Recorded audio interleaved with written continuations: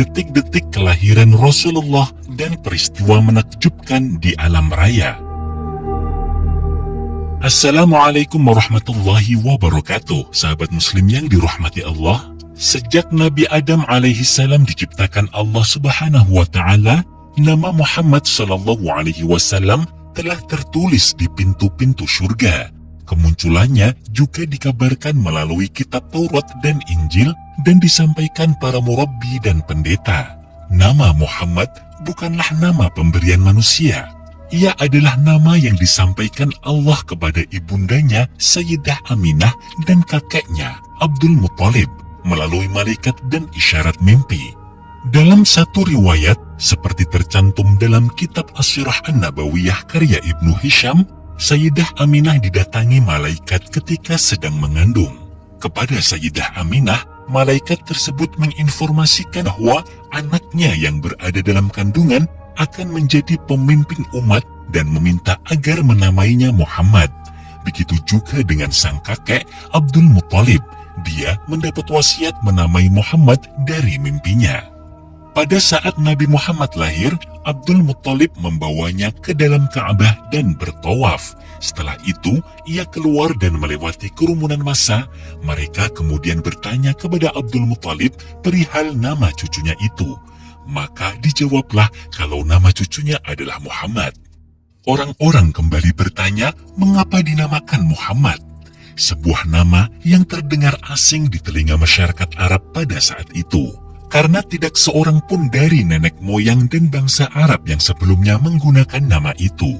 Sesungguhnya, aku sangat ingin semua penduduk bumi memujinya, jawab Abdul Muttalib. Secara bahasa, Muhammad berarti yang dipuji atau terpuji. Terkait masa kelahiran Nabi, ada banyak pendapat dan riwayat yang menjelaskan hari kelahiran Nabi Muhammad SAW.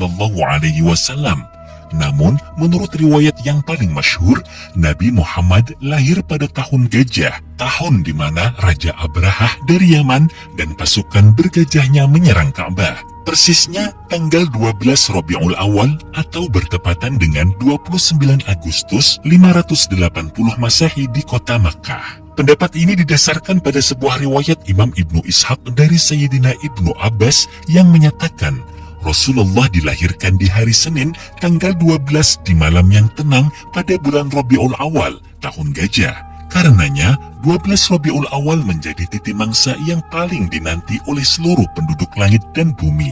Sebagai bentuk kegembiraan atas hadirnya sosok panutan alam, tak heran jika beberapa kejadian langka dan mengagumkan turut mendahului dan mengiringi kelahiran Rasulullah SAW. Sejumlah kejadian menakjubkan yang menyertai kelahiran Nabi antara lain sebagai berikut. Pertama, hancurnya pasukan Abrahah yang hendak menyerang Ka'bah oleh kawanan burung ababil.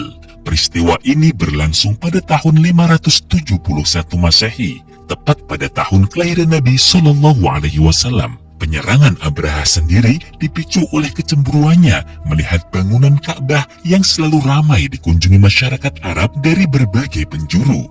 Kendati Raja Abrahah sudah mendirikan gereja super megah sebagai tandingannya, namun masyarakat Arab tetap memilih berkunjung ke bangunan tua yang didirikan oleh Nabi Ibrahim dan Nabi Ismail tersebut.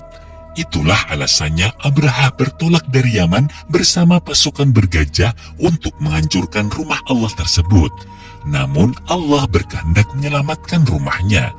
Gajah-gajah Abrahah berhenti di tempat yang dikehendakinya. Saat itulah Rabbul Ka'bah menurunkan kawanan burung ababil dari berbagai penjuru dengan membawa batu-batu dari tanah yang membakar. Batu-batu tersebut kemudian ditimpakan dari atas kepala bala tentara Abrahah. Kedahsyatan peristiwa ini pun diabadikan Al-Quran dalam surah Al-Fil ayat 1-5. Kedua, sebagaimana yang diungkap Mahzum bin Hani Al-Mahzumi pada malam kelahiran Nabi SAW, istana Kisra berguncang hingga 14 ruangannya runtuh. Api di negeri Persia yang selalu disembah kaum Majusi padam seketika. Padahal sudah 1000 tahun lamanya, api tersebut selalu menyala. Seiring dengan kejadian itu, air danau sawah surut, lembah Samawah kebanjiran, sejumlah mata air mengering sehingga membuat Kisra dan rakyatnya bingung dan kelimpungan. Dikabarkan pula seorang kepercayaan Kisra bernama Al-Mubizan bermimpi melihat unta-unta bermuatan berat menuntun kuda-kuda bagus. Unta-unta tersebut berjalan mengarungi sungai Tigris dan sungai Yufrat, lalu menyebar ke sejumlah negerinya.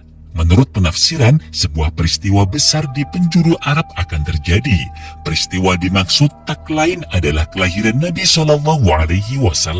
Ketiga, setelah kelahiran Nabi SAW, kaum jin tak lagi bisa mengintip berita langit. Hal itu diakui oleh kaum jin sendiri, sebagaimana disebutkan dalam Al-Quran, dan sesungguhnya kami telah mencoba mengetahui rahasia langit, maka kami mendapatinya penuh dengan penjagaan yang kuat dan panah-panah api, dan sesungguhnya kami dahulu dapat menduduki beberapa tempat di langit itu untuk mendengarkan berita-beritanya, tetapi sekarang siapa saja yang mencoba mendengarkan tentu akan menjumpai panah api yang mengintai untuk membakarnya. Surah Al-Jin ayat 8-9. Padahal sebelumnya mereka dengan mudahnya mendapatkan kabar dan perintah langit untuk kembali disebarkan kepada juru ramal dan tukang sihir. Namun setelah Nabi SAW lahir, Allah meminta langit dan dihalangi dari setan dan dipenuhi penjagaan malaikat panah-panah api sehingga mereka tak lagi bisa mendengarnya. Diriwayatkan, tatkala tak bisa mengakses informasi langit, kaum jin berkumpul dan melaporkan kejadian itu kepada iblis. Dengan cepat, iblis menginstruksikan agar kaumnya menyebar ke seluruh bumi, dari barat sampai timur, seraya memastikan apa yang sesungguhnya terjadi. Ternyata dari hasil pengamatan mereka ditemukan bahwa di kota Mekah ada seorang bayi yang tengah dikerumuni malaikat. Bayi itu mengeluarkan sinar dan memancar ke langit. Para malaikat pun sibuk menyampaikan salam kepada panutan alam yang baru saja dilahirkan. Begitu kejadian tersebut dilaporkan, iblis sangat menyesalkannya sebab panutan alam telah datang. Artinya, rahmat bagi umat manusia akan terlimpahkan, sehingga pantas menurutnya jin dan setan dihalang-halangi naik ke langit dan mencuri informasinya. Peristiwa keempat yakni beberapa keajaiban yang menimpa Halimah Asy-Sya'diyah, ibu persusuan Nabi SAW. Kala itu serombongan wanita dari Bani Sa'id datang guna mencari bayi yang akan disusuinya demi mendapatkan upah dan bayarannya, termasuk Halimah yang diantar oleh suami beserta bayi mungilnya. Namun 2 hari berada di Mekah, Halimah belum juga mendapatkan bayi. Yang tersisa hanyalah bayi bernama Muhammad bin Abdullah. Rupanya bayi yang satu ini tak menjadi pilihan para wanita Bani Sa'id lainnya. Mengingat kondisinya yang yatim, harapan mereka mendapat upah dari bekerja menyusuinya tak akan terpenuhi. Tetapi karena tak mau pulang dengan tangan kosong, akhirnya Halimah sepakat dengan sang suami untuk mengambil bayi yatim bernama Muhammad itu.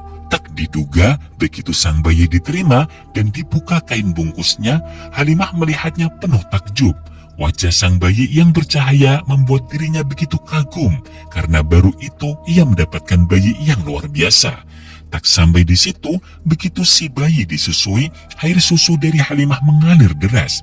Bahkan unta yang ditumpangi mereka yang semula kurus seketika menjadi gemuk dan kuat menempuh perjalanan.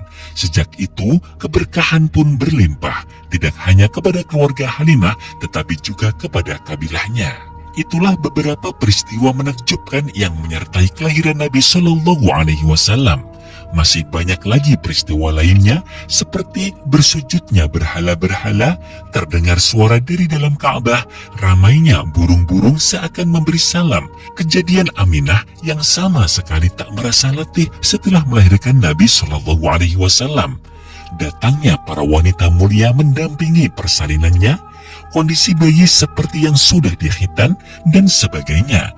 Itulah sekilas tentang kelahiran Nabi. Beberapa peristiwa mengagumkan yang menyertainya dan tradisi memperingatinya. Mudah-mudahan hal ini membuat kita semakin cinta dan kagum kepada Rasulullah SAW, serta kelak hari kiamat kita dikumpulkan bersamanya. Tentu kecintaan kepada Rasulullah tak berhenti sampai di situ, tetapi harus diwujudkan dalam bentuk kecintaan kepada Allah dan ketaatan terhadap agama yang diajarkannya, sebagaimana tertuang dalam surah Ali Imran ayat 31. Jika kamu benar-benar mencintai Allah, ikutilah Muhammad. Niscaya Allah mengasihi dan mengampuni dosa-dosamu. Wallahu a'lam. Wassalamualaikum warahmatullahi wabarakatuh.